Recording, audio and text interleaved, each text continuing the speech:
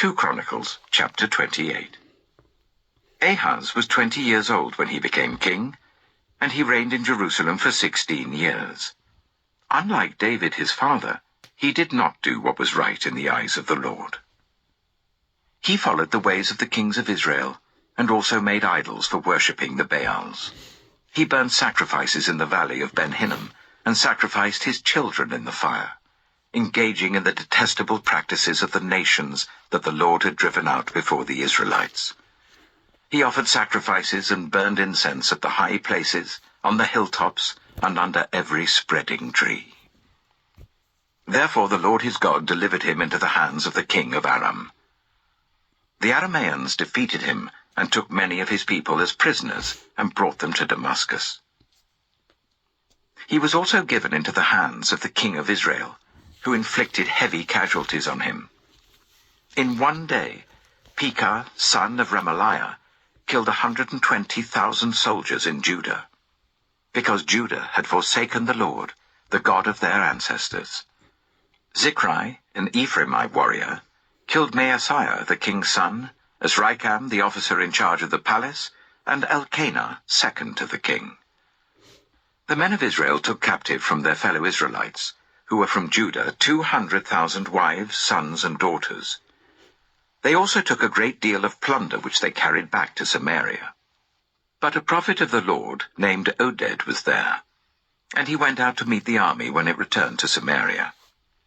He said to them, "Because the Lord, the God of your ancestors, was angry with Judah, he gave them into your hand. But you have slaughtered them in a rage that reaches to heaven.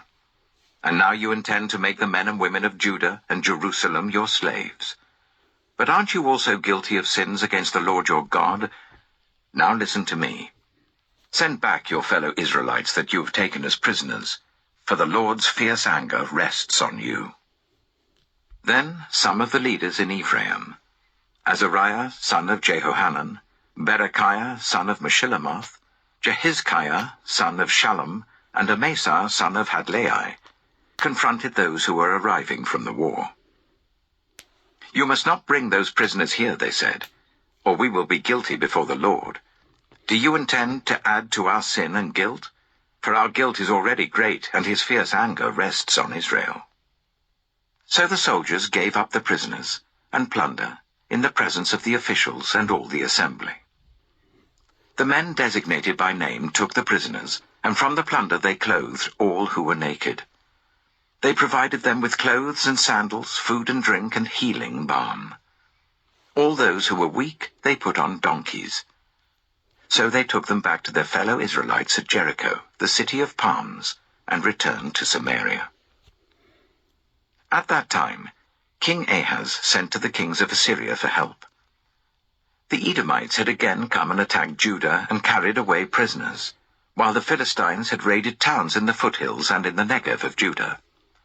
They captured and occupied Beth-Shemesh, Ajalon, and Gederoth, as well as Soko, Timnah, and Gimzo, with their surrounding villages. The Lord had humbled Judah because of Ahaz king of Israel, for he had promoted wickedness in Judah, and had been most unfaithful to the Lord. Tiglath-Pileser, king of Assyria, came to him, but gave him trouble instead of help. Ahaz took some of the things from the temple of the Lord, and from the royal palace, and from the officials, and presented them to the king of Assyria, but that did not help him. In his time of trouble, King Ahaz became even more unfaithful to the Lord. He offered sacrifices to the gods of Damascus who had defeated him, for he thought, "Since the gods of the kings of Aram have helped them, I will sacrifice to them so that they will help me." But they were his downfall, and the downfall of all Israel. Ahaz gathered together the furnishings from the temple of God and cut them in pieces. He shut the door of the Lord's temple and set up altars at every street corner in Jerusalem. In every town in Judah he built high places to burn sacrifices to other gods and arouse the anger of the Lord, the God of his ancestors. The other events of his reign and all his ways from beginning to end are written in the book of the kings of Judah and Israel. Ahaz rested with his ancestors and was buried in the city of Jerusalem. but he was not placed in the tombs of the kings of Israel. And Hezekiah his son succeeded him as king.